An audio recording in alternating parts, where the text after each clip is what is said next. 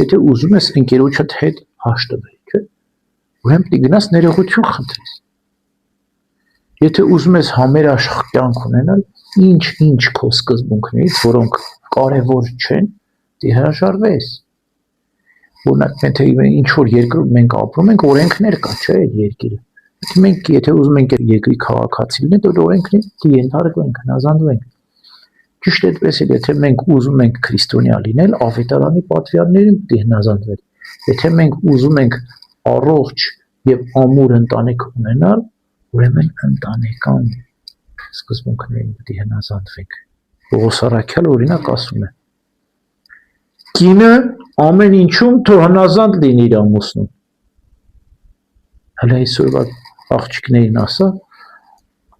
կինը պիտի ամեն ինչում հնազանդ լինի իր ամուսնուն։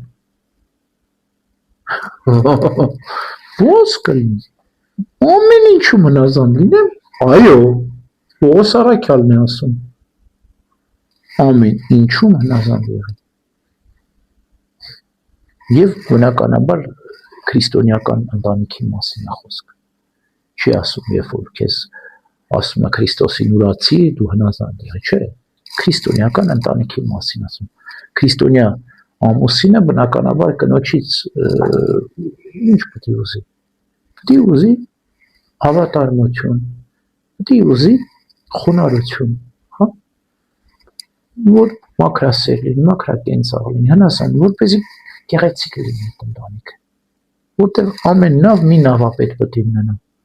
Ամեն զորք մի զորահրամանատար պետք է ունենա։